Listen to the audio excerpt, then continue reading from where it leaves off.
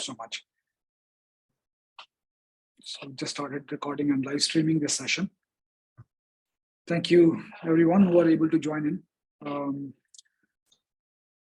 So before we begin, I invite our esteemed guest and the author on the panel today, naval veteran, Mr. Manan.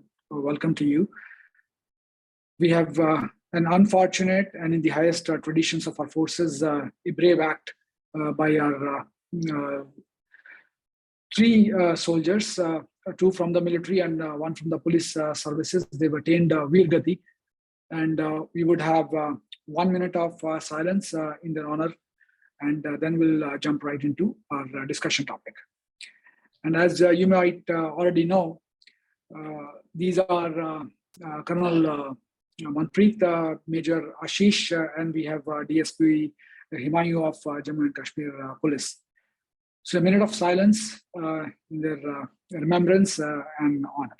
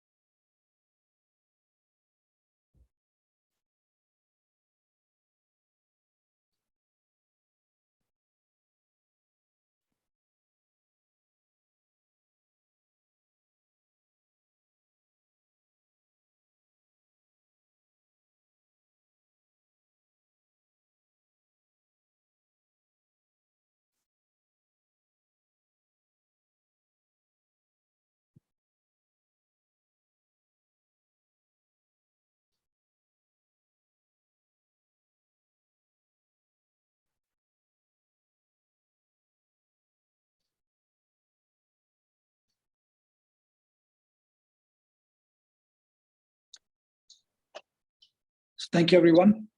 So I'll begin. Very quick introduction.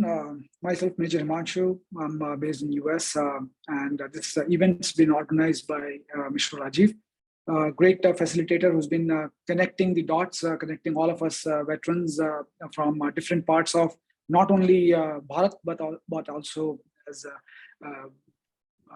I'm present from states across the world. Now, in this series of events that he's been hosting today, we come to, and we have invited Mr. Manan, who is a veteran, naval veteran, 15 years of service, an accomplished author, and post his release from the Navy. He's been instrumental in doing multifaceted work in rehabilitating ex-servicemen working in the domains of kids as well. And he's based out of Gujarat. He's written a wonderful book, which although from his Navy background is different, but that's the beauty of us being veterans, that we can connect, we can understand how we as a military work. And in that pursuit, today we bring for all of you a great perspective on how the Air Force has operated in a specific operation that he would be bringing to us. Now, the format of this meeting or this session will have Mr. Manan speak about his book. We will be inviting questions from the audience. I will be the moderator. I will be taking those questions, and I will also be bringing some questions depending on if the time permits from myself as well. And this session will be limited to 1 hour. So it's 8:34. We will try to wind up before 9:30 p.m. IST. With that, thank you so much, Mr. Manan. One, not only being present here, but also taking time to write something which will educate not only this audience that you have, but also the audience which this video will has gone out to or will go out to. and also the audience which will be reading your book later on. The format of this series is English/Hindi. Feel free to speak in the language that you most feel comfortable in. And when I said most feel comfortable in, you could also speak in Gujarati a little bit. We'll try to make sense of it. I'm sure that we will. So with that, over to you, Mr. Mana. Yeah, thank you, Major Himanshu. It's an honor to be here. And I think Mr. Rajiv Verma is taking a good initiative and bringing veterans, bringing people from all the, all different sort of platforms on this particular platform to speak. So it's a pleasure. Thank you, Mr. Verma.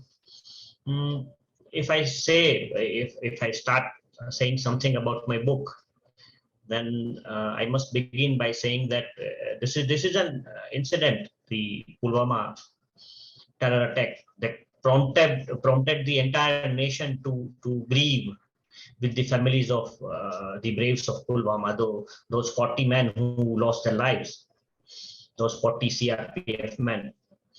But I must say sorry to say that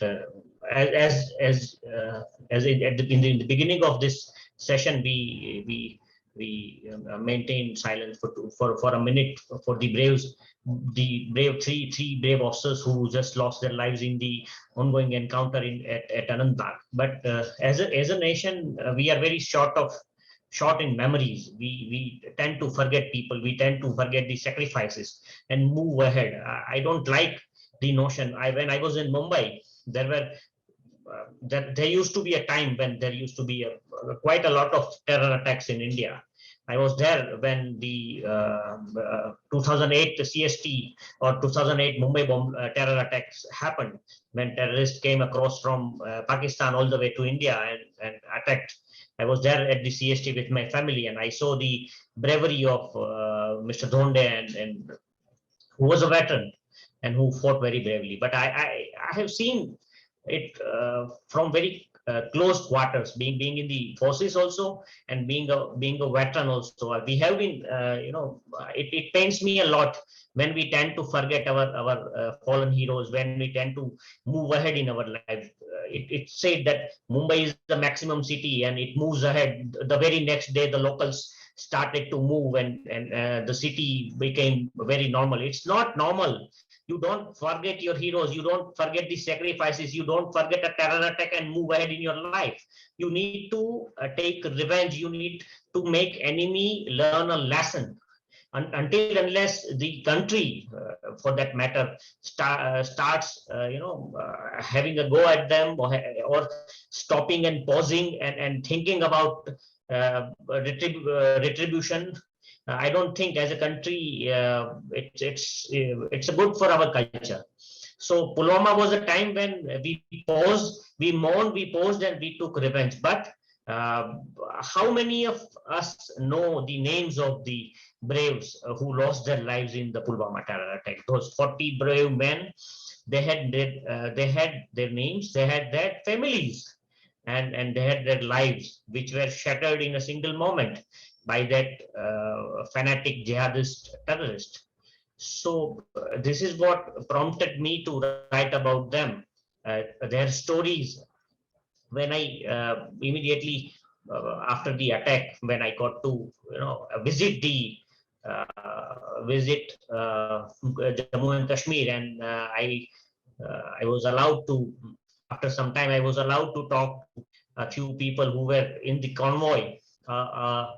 Head constable, namely Mr. Iqbal Singh, I must mention his name because it was him whose story, who was in the bus, which was right ahead of the bus, and he had quite a few friends in that ill-fated bus that was attacked by the terrorists that day.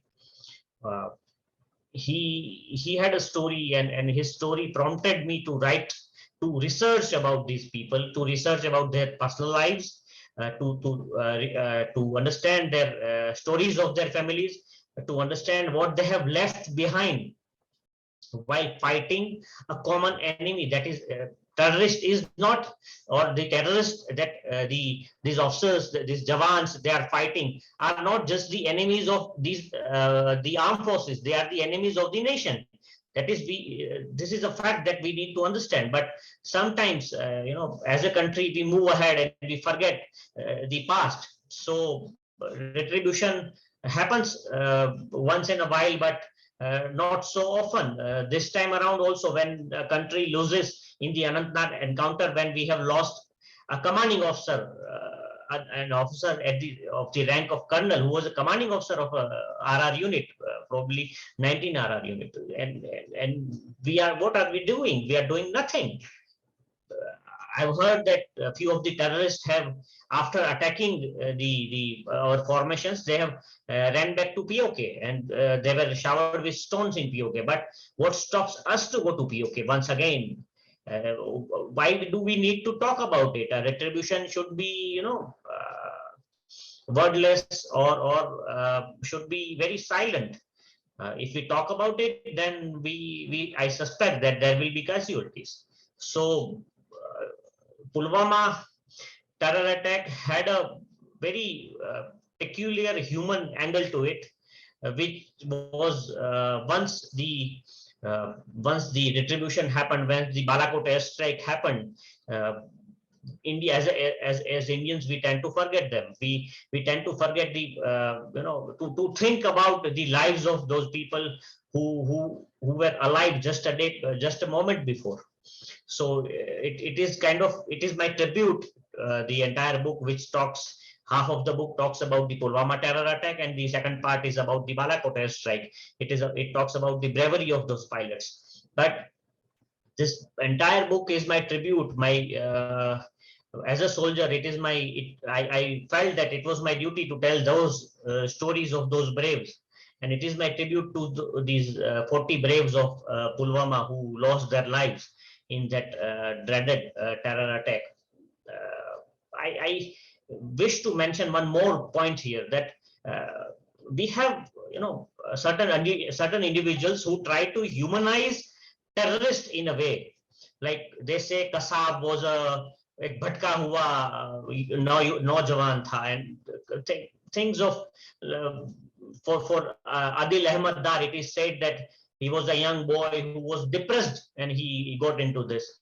This is there are people, there are journalists, there are these people are like leeches who suck the blood out of a nation.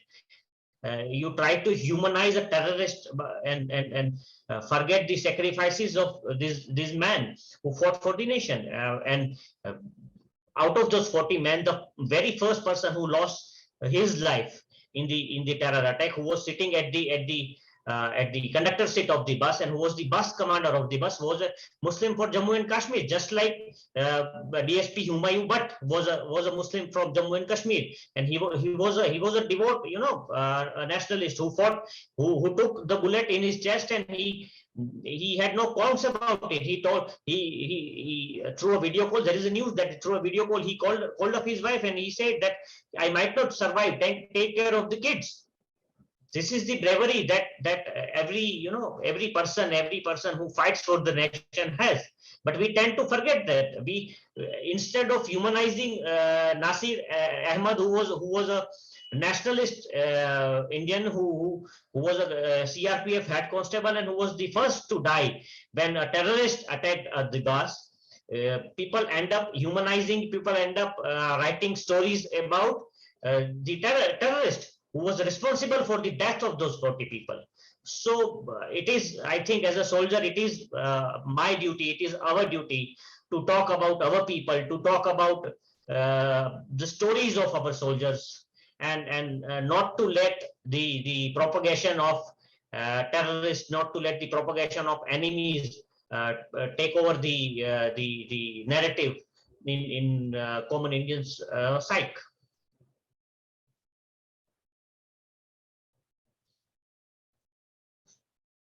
Major Himanshu, you are in mute. I'm not able to. Thank you so much. Mr. Manan, taking out time, it is easier just to read the book, but as I'm sure that you know, most of us don't even know what goes on behind writing all those pages.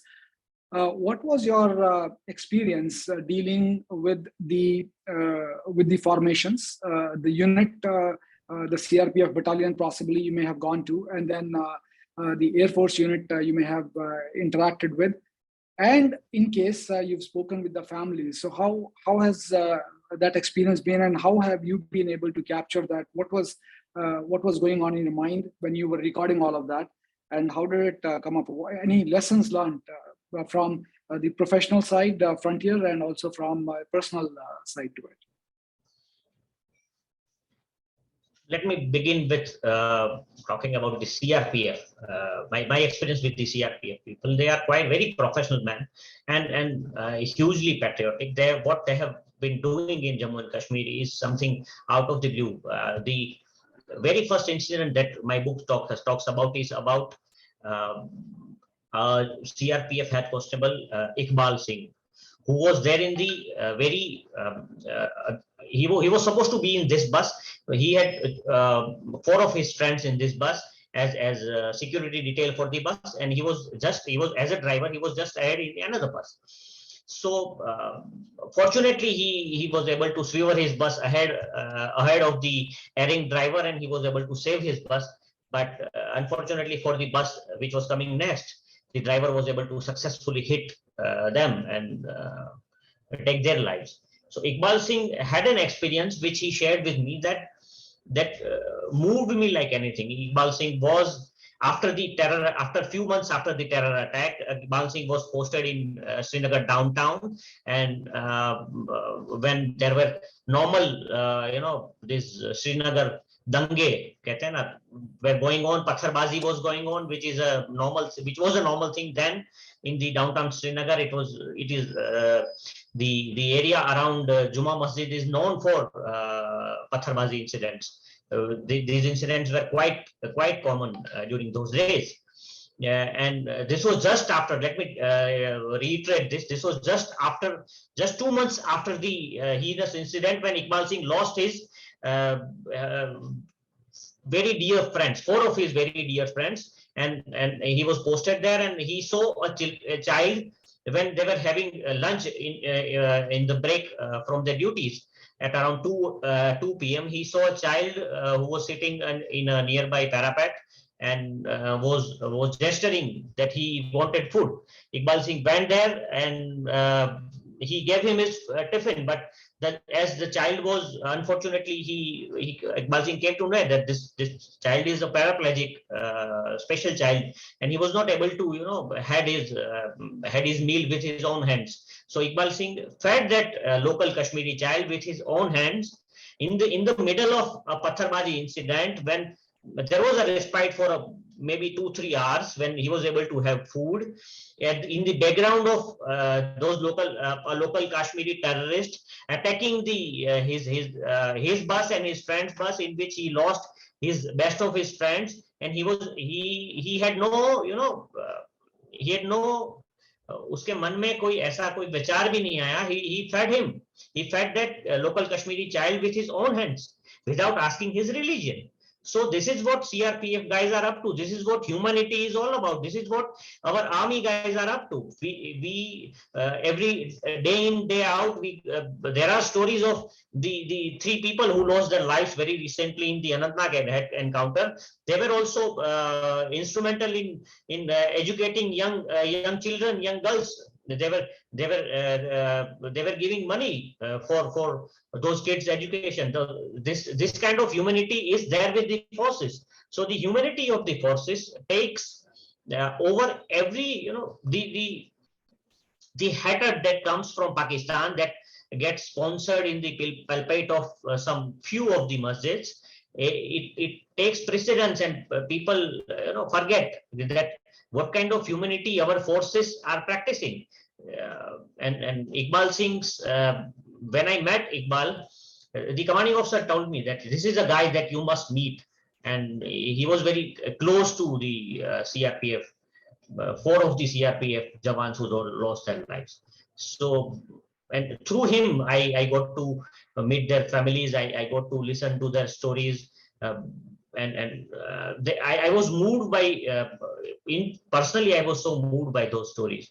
And one thing that strikes me even today is that इतनी नफरतें अगर लोगों के मन में है हमारे खिलाफ थी उस समय, फिर भी अगर forces, if still the forces are able to have held themselves together and try to propagate the message of peace, then this is a victory for India. You know, what we are seeing a different Kashmir today is only because of the forces and only because of the human approach of the forces. And that is why this is, out of these several reasons, this is also one reason that I feel so urged. I feel an urge to write about our men who fight there, our men who die fighting there. No, thank you once again, and I'm sure the way you are motivated, it must have churned the emotions inside you. जब आपने ये सब लिखा होगा, तो it must be very moving for you. Those of you do not understand Hindi, I'm trying to just do this about the back in Hindi and English. So the churning आपके अंदर हुई. So what led you to not only pick on CRPF, but then you also went on to Balakot?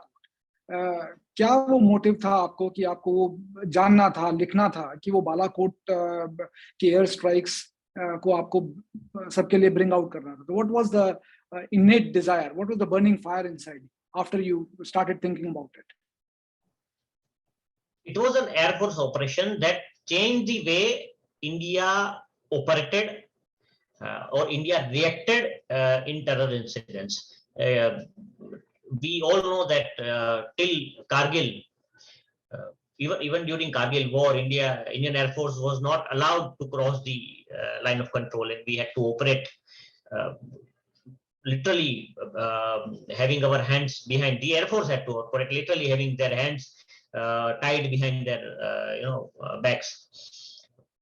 Air Force did exceedingly well during 1971 war and 65 war, but during 62 war also Air Force were not allowed to operate against China. So I think Balakot airstrike was an opportunity, was a kind of a challenge that was given to the Indian Air Force, that it is a time. I think my interaction with a particular officer, a particular mustached officer was very instrumental after the Balakot airstrike, in an operation where Pakistan attacked India after our successful airstrike, tried to attack India, and somebody who defended India well. That interaction was in particular a very, very pleasing one. And rest of the officers also, I got to talk to a few of them discreetly. I cannot, reveal the names. I have also tended away from revealing their names in my book also. But let me tell you that the Josh was there, and professionalism, which is part and parcel of armed forces ethos, was definitely there, because we we had our targets pinpointed, and although it would be a surprise for, I think, everybody in India, that my books captures a particular aspect of the entire operation which is hardly discussed, that is planning stage. When I talked to the particular pilots and wrote about the airstrikes, and I sent my draft of the entire airstrike, that I didn't want it to technically be wrong, and being a naval guy, I thought that for me to write about Pulwama terror attack was an emotional journey. But for me to write about the Balakot airstrike was a technical journey, rather a technical journey, because an airstrike takes a lot of technical elements, and while writing, these elements need to be written correctly in a military book. For a military guy, I didn't want to end up writing something which should not be there, or which should not reveal a national secret, should not bring a national secret to public. So thinking on those lines, I wrote a draft of the airstrike. I talked to people. I was fortunate that I could interact with some of the people involved. And when I brought this, I had a draft. I sent the Balakot, only the airstrike part to a very senior officer who said, Manan, you didn't write anything about the planning. I had 35 pages on the planning, but I think he thought that these pages were not enough. So I had to go back to the drawing board, to the keyboard rather, and work out how the planning took place. I talked to, I accessed a few documents. I talked to a few people. I read quite a lot about, the planning process, and I was able to recreate the entire planning of the BALAKOT airstrike minute by minute. I must say that as my publisher has written on the book, that it is a minute by minute account, second by second account of the entire airstrike operation. So I was fortunate that I was able to write about this.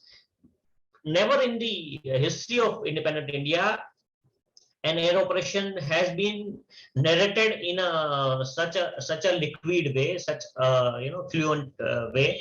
I'm not boasting about my own book, but as a military historian, I read quite a lot of military history, and I can't say that I have accessed almost all the entire military history of independent India or prior to independence, but I have read quite a lot, and I think that I was able to put together the operations or those 15 minutes of airstrike and post Pakistan's operation to attack India, to take revenge for the Balakot airstrike.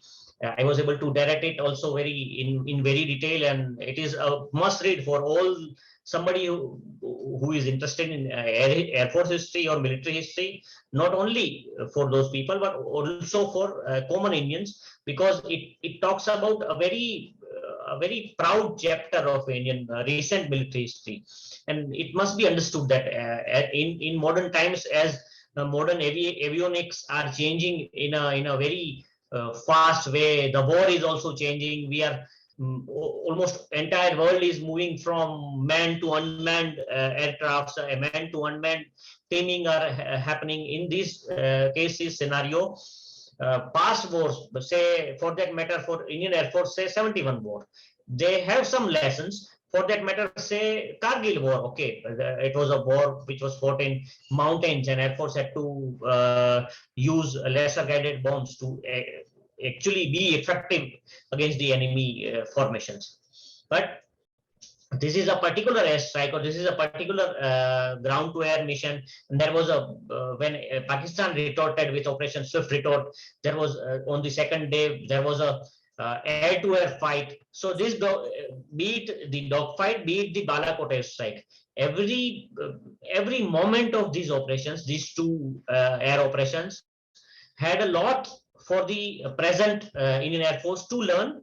First thing. Second, as a modern military history, as a part of this modern military history of India, it is a very important cog in the wheel. It is a very important lesson for the entire country, how our Air Force is able to perform, and what kind of addition we need, what kind of aircrafts we'll need in future, what kind of planning will require to be will require in future. This is one, I must say that I was fortunate that I was able to touch the Pulwama terror attack. I was able to touch the Balakot airstrike that the Air Force took, and I was able to entirely recreate the Operation Swift Retort that Pakistan tried to impede on us. But fortunately for Wing Commander Ravi, he stood up as a hero, and his entire formation, Alpha 1, Alpha 2, or be it the other formations, we were able to fight them back and send them back. Sure. No. Once again, thank you, Mr. Manan.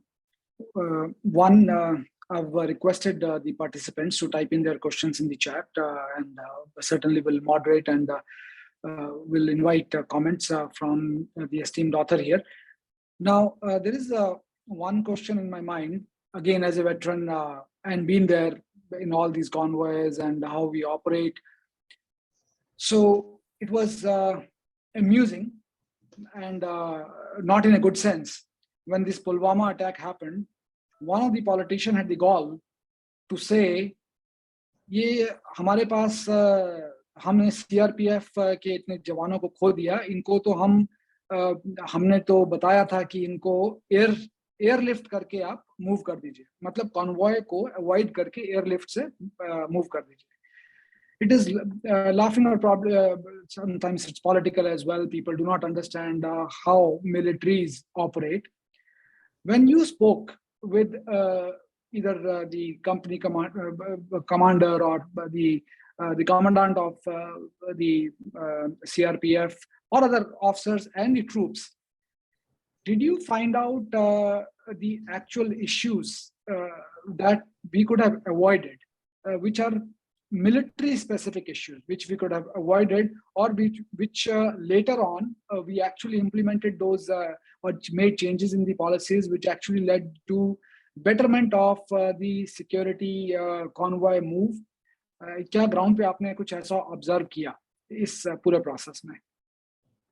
No, definitely, it is a very technical issue. Basically, first, it was a political gimmick to say कि उन्हें flight में भेजा जा सकता था.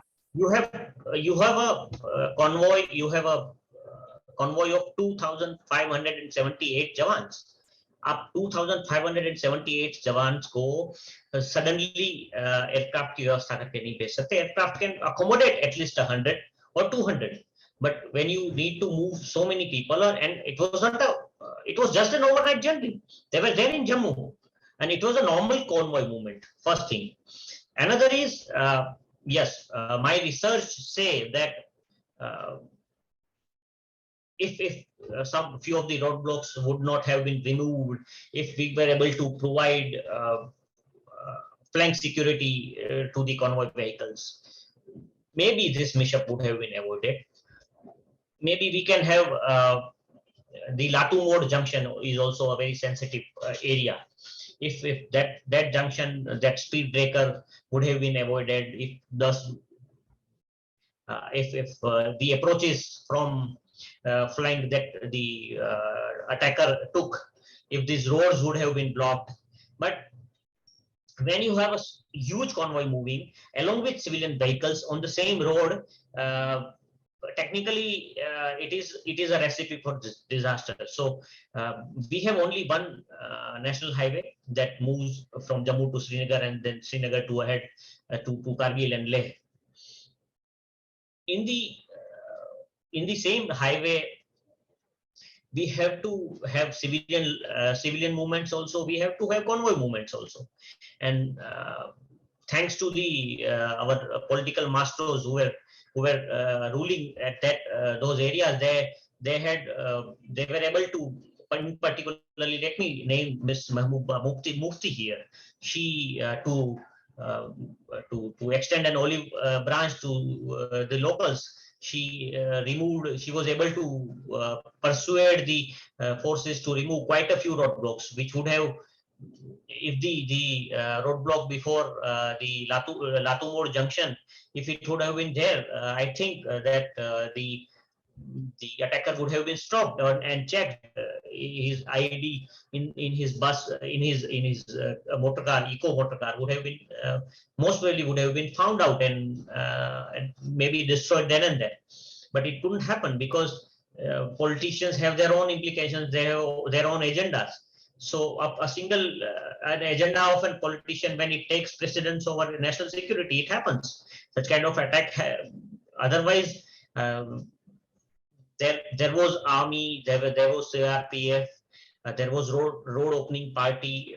We tried to, the forces tried to tick every box that was required for a gigantic movement of this convoy. But we didn't have enough armored vehicles also. The buses, the Tata buses, they had very, they weren't effective against an IED attack. No armored vehicle can be effective against an IED attack of this kind of intensity, but at least a few of the men could have been saved if we had enough armored vehicles. But in a convoy of 75 buses, we have just 5 armored vehicles, and it might have played a part. But was it possible? Because normally CRPF doesn't send such huge convoys en route, only due to security reasons. But as these men were going for the Lok Sabha elections, they had to be moved in a certain pace, and during that, for 7 to 10 days, Srinagar highway was entirely blocked because of inclement weather and landslides, and this made the strength at the Jammu transit camp rise in a very huge way. And due to that, a transit camp has its own limitations. It can house only maximum, that maximum capacity was 1,000 people.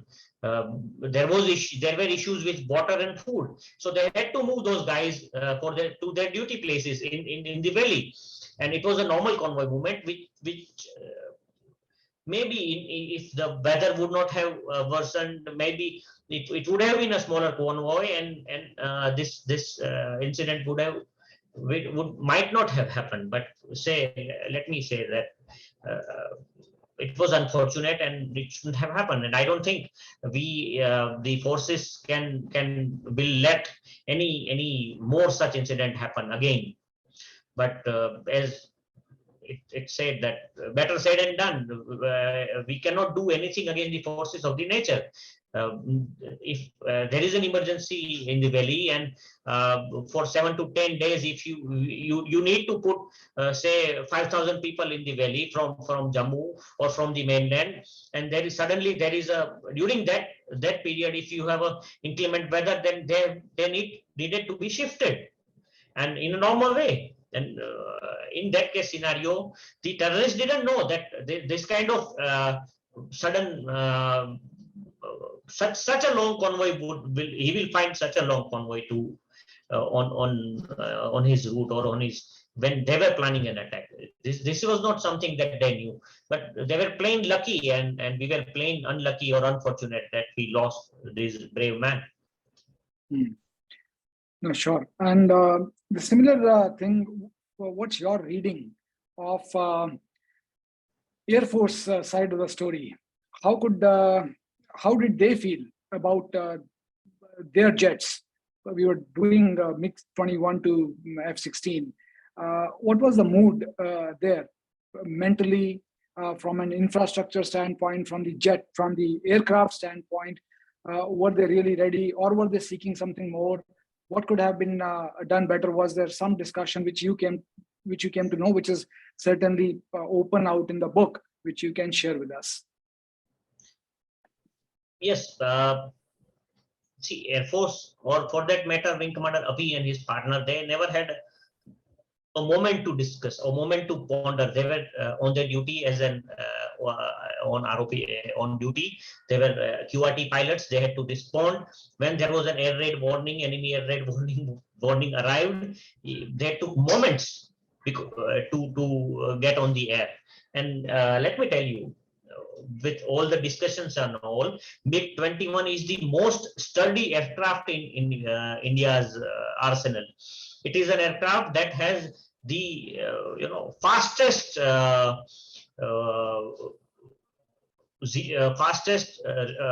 time while getting on the air in case of when there is an emergency or when there is a call. No other aircraft in the world is so fast to get in the air. So MiG-21 is the best fast response or first responder aircraft that India has. Unfortunately, it's been years. We have upgraded them once or twice. MiG-21 Bison is an upgraded aircraft, but unfortunately, due to some incidents and due to some limitations of modern avionics and many other things, MiG कहते हैं ना थोड़ा बदनाम हो गया है. Otherwise, I must say that it was the acceleration of MiG aircraft. It was the powerfulness of Russian engineering that against a fourth generation US made fighter jet, MiG was able to score a kill. So it must be said that MiG for their time they have done their duties well, and as a first responder aircraft, MiG have been exceptional in the scenario, in this kind of scenario when India has a particular the geography that India has.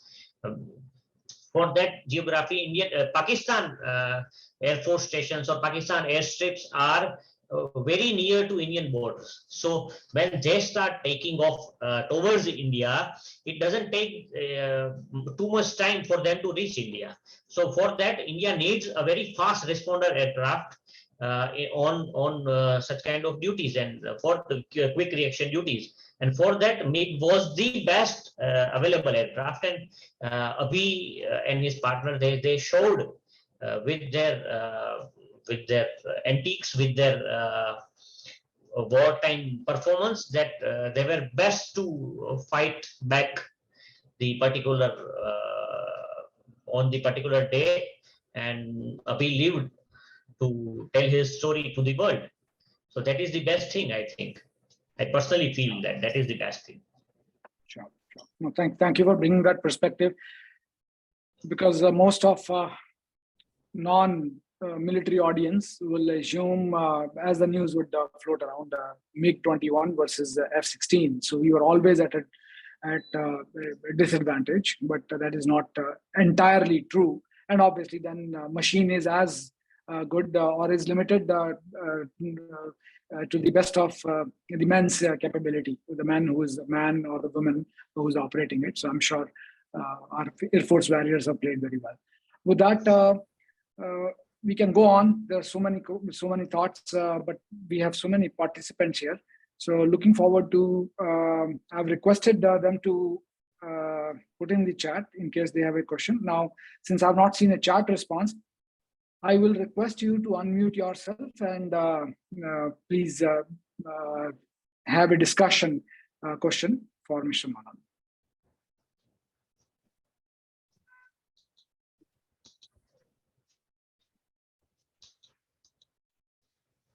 In case someone's about to speak or is speaking, you're all on mute right now. You'll have to unmute.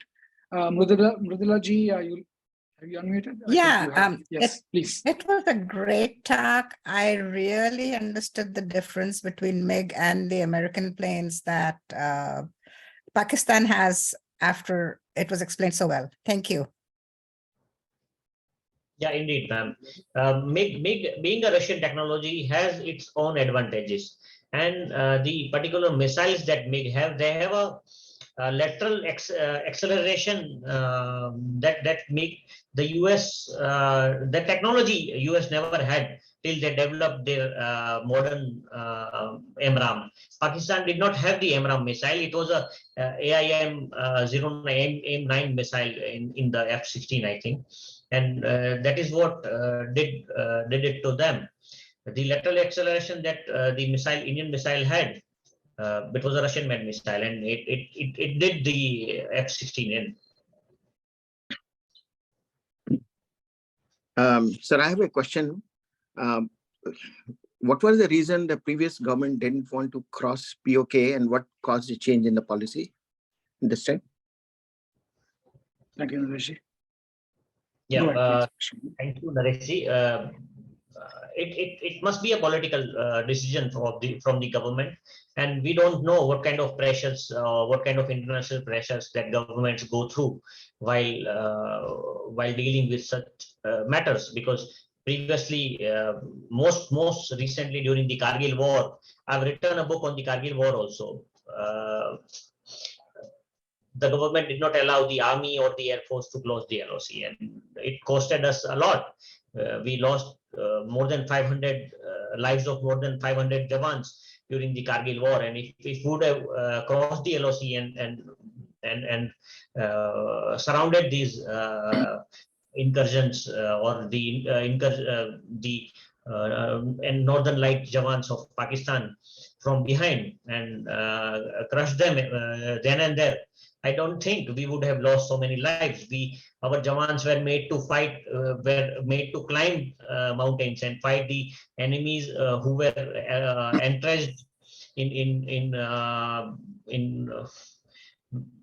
caves, in toughened hideouts, which were not even penetratable by Air Force continuous strikes or by our artillery's continuous strikes. So it was unfortunate that the government did not allow, but it's a good thing that this government has. There is a maybe there is a possibility that the modern India that we see today is financially more capable to withstand any morally also more capable to withstand any international pressure, and able to cross the line of control at will, able to give the army particularly the command to cross the LOC.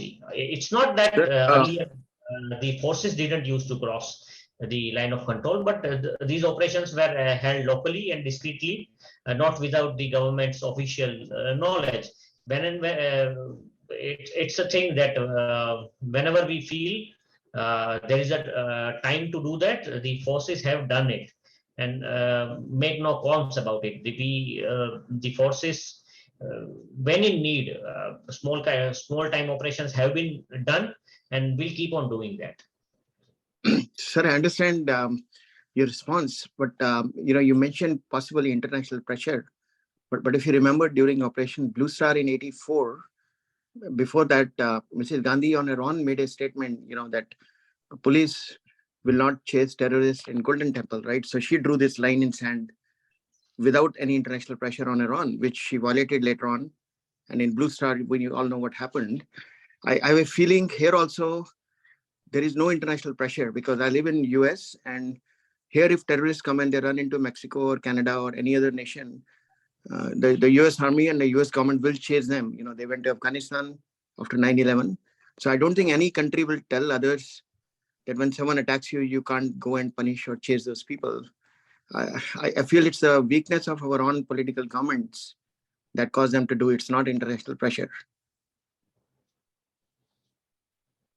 No, you might be right, sir. But see, while if we say that governments were never under international pressure, we must understand that Pakistan during the US peak, when US war against the terror, the so-called war against the terror was at peak, Pakistan was the center from where US carried out all its operations. ISI was the front arm for American supply of arms, ammunition, and training to the Afghanis whom they used as Mujahideen to fight back Soviets. Then again, when it comes to the second part of war against terror, when 9/11 happened, they came to Afghanistan and they fought these very people whom they labeled as Taliban. But during that time, Pakistan was the most important, has been the most important partner of US in their either way, their war against terror, Taliban, or war against Soviets. So to say that there was no international pressure feels unfounded to me, because US has been the most trusted partner of Pakistan and the ISI. So whenever there is there is some issue with India in terms of India and Pakistan, US has always been with at the Pakistan side. Even during 1971 one war, US 7th Fleet sailed for India, and I've confirmed reports that even during Kargil war also, US was in support of Pakistan, and they had sailed some of their ships and submarines towards India. So these are confirmed reports. In the modern times, when world order is changing, India is tilting towards, rather than Russia, India is tilting towards in the new world order towards USA. Russia is also tilting more towards China. China, Pakistan, Russia, a new triangle is happening. So in this scenario, we might see that if there is but we saw that what happened during Balakot airstrike. Also, US stood firmly with India, and they said that India had all the rights to defend their lands. But it was. Can I make a comment and then probably a question? There was no international pressure on the governments. There might be, and there are a few things which might never come out in open, because some state secrets are better left like that only. This is my personal opinion. Thank you. Thank you, Naresh. We have a question and a comment from Jayji here. So over to you. Thank you. So I just wanted to comment from just the previous question. I think there will always be international pressure, and there'll be some people who will say you should not do this. It's the political backbone, जिसको बोलते हैं ना रीढ़ की हड्डी, मेरुदंड, जिसको दंड देने का भी दम हो, ऐसा मेरुदंड होना चाहिए. वो हमारे पास अब जाके आया. Now we have that political power, that political will, and that's the most important thing. Mananji said. It's a political decision, and we have to abide by. Indian armed forces have to respond to democratically elected government, and that government has to make a decision. So that's my take on it. There will be international pressure, but how do you handle it, or thwart it, or overcome it? That's important. The question I have for you is that how do you see that nations should be patient? Because sometimes the planning takes time.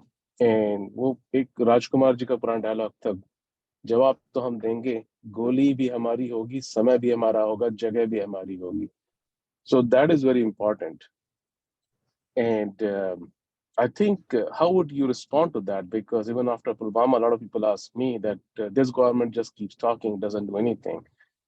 And I said, you have to be just military operations to be successful. You have to really plan them well, and you can't respond a knee-jerk reaction. How do you see, Manan, that plays a role in two places, in psyche of the armed forces and psyche of the nation? What is your message to people, how they should take this if everything like this happens? How would we respond? I hope the question or request is clear. Yeah. Yes, it's a very good question. See, psyche of the, as far as our psyche of the armed forces is concerned, we are a professional force, and we are always ready to respond in whatever way the government expects us to do. As I said, that during Kargil also, when our hands were tied behind, we fought back. We lost lives, but we won back the Kargil heights from the enemies, from the treacherous enemies, and despite of inclement weather, despite of treacherous terrain, we did that. We, even during Balakot strike, even during surgical strike, whenever government expected anything from us, from the armed forces, be it the army, be it the air force, or for that matter, the Navy is itching to go. So we are a professional force, and as you said, in a democratic country, unless there is a political will, India is not Pakistan, and Indian Army or Indian Armed Forces are not Pakistan ki fauj, jahan pe, they take the decision or they puppeteer the governments.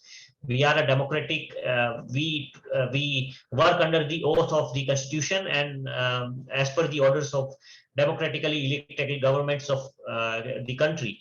Eventually, it is the will and wish of the people which elect the government, which the government directs the armed forces to act accordingly. And it's a good thing for us that we were allowed to carry out 2 operations.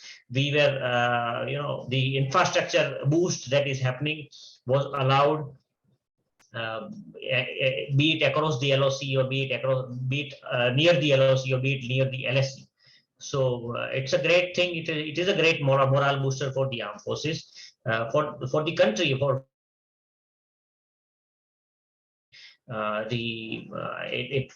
it gives them a boost of courage. The country is in safe hands. The other thing that troubles me a bit is that we don't have a fixed policy. Every time there is a terror attack, we have to wait for the government's response. And if the government responds, or there is a hue and cry from the people, then government sometimes comes under pressure and decides to take actions across the LOC. But I think there should be a national policy for fighting terror, be it within the line of control or be it beyond the line of control. Whatever requirement, whatever the for a small retribution, whatever the actions that are needed to be taken, I think there should be an SOP, there should be a policy, and the military should be given a free hand to chalk out their own plans, at least for some years, to eradicate terrorist training camps, to eradicate terror entirely. Because once in a while, once in 2 years, 3 years, or 4 years, you take actions against terrorists, and then we sit and wait for them to do something. Shouldn't it's not too good for the country, because once in a while they will succeed, once in a while they will have their luck. It's like a bowler bowling.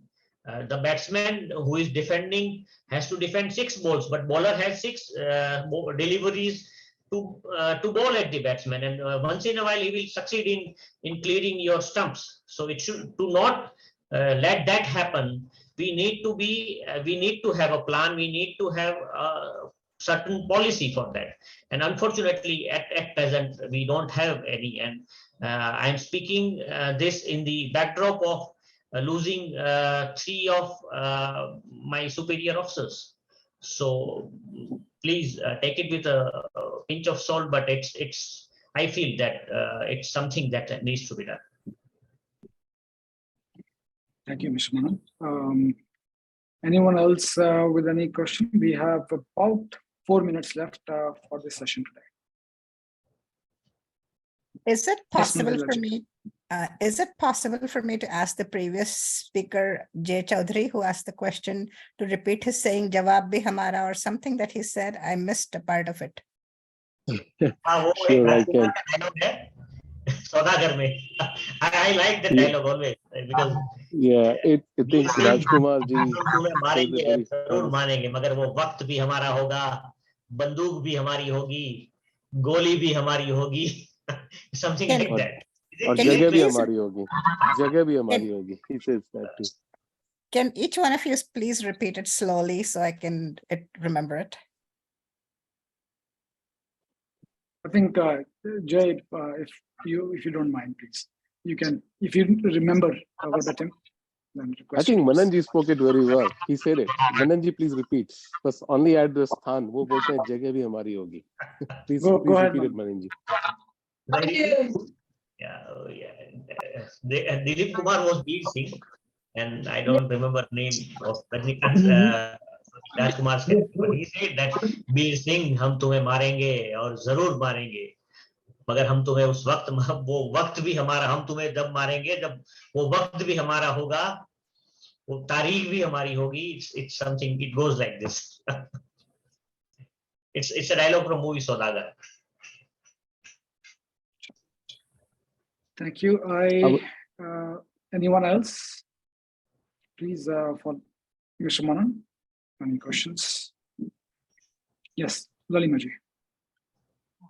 I wanted to know that I know that you were on the side of Pakistan during Kargil time, because we asked for GPS and they didn't give us, and that forced us to find our own way out later.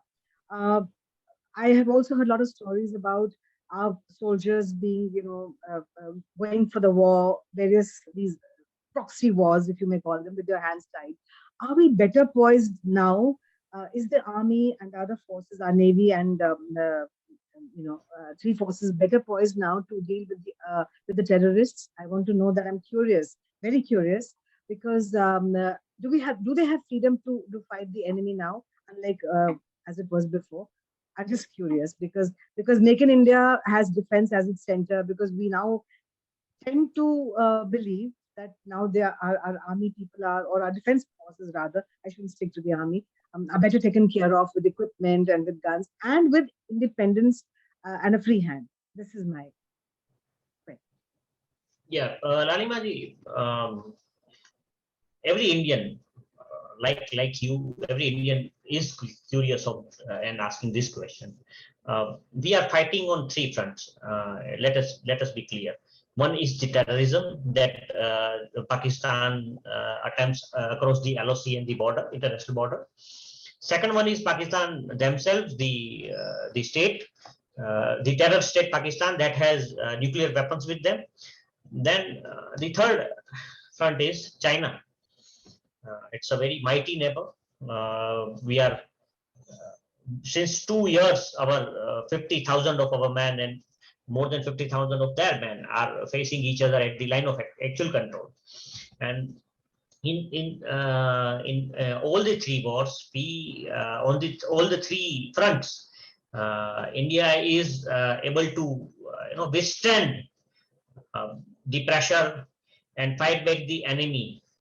It is only because of the initiatives of building infrastructure along these areas, because of the Make in India initiatives, that we are building our own weapons. We are inviting international companies when we don't have the expertise or we don't have the technology. For that matter, let me say, we don't have the engine technology. We don't have gas turbine engines that are made in India. Our Kaveri engine has not succeeded yet since 35 years. So we are inviting other countries to make in India. HAL is building aircrafts for us. We are coordinating with so many countries which are friendly countries and able to build technologies that are usable in modern military warfare. We are able to build lesser walls which walls which are equipped with motion sensor cameras, which basically tell us when terrorist crosses the line of control from Pakistan. So in all fronts, be it and one more front which I forgot to say, that about the China incursions. China tried to enter in India. India defended. India instead, Indian forces went across and took advantage of occupying Kailas range. So we are militarily also on the ground. Also, our soldiers are well trained to fight in high altitude terrains. We have the experience of beating back Pakistan in high altitude terrain of Kargil. Our soldiers are well capable to fight in Ladakh, rarefied and dry desert of Ladakh, and we are fighting well against. We are withholding well against the Chinese aggression. In terms of Pakistan's military capability also, Pakistan is nowhere near India in terms of military capability, in terms of technology advancements, and definitely within the way the government has put its onus, its focus on building technologies and making things in India. Within I see within next 2 to 3 decades, we will be making we will be 100% self-sufficient in defense technology in terms of manufacturing in defense. I see that happening in 2 or 3 decades. So India of yesteryears and India of today are two different Indias, and definitely our enemies are beware of it. Okay, great. So Great. we are at the end of the meeting time, and we will take just one more question from Satyendraji, since he's raised his hand, and then we'll wind up this meeting.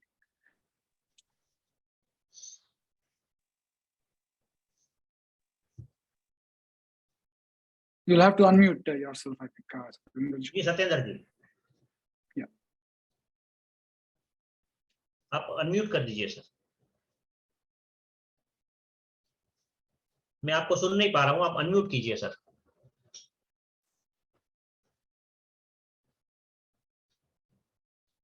और आप chat भी कर सकते हैं अगर आप unmute नहीं कर पा रहे हैं for whatever reason.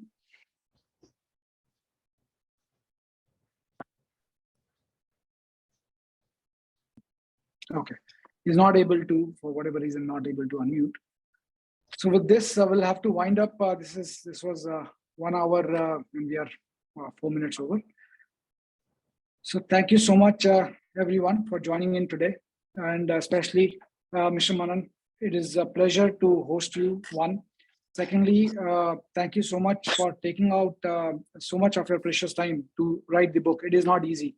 The kind of details that you've given, we know how interoperability between forces is not as seamless. It is changing with the theater commands coming and so on. But the kind of details that you had indicated, it hats off to the level of depth that you've gone to, and professionally, obviously, and also the touch points that you had with people. So thank you so much. And we exhort everyone to read his book, to buy the book, and we look forward to hosting such esteemed guest in future as well. Thank you. So, very thank much. you, everyone. We- Namaste, Thank you. Jai Hind. Thank you. Jai Hind.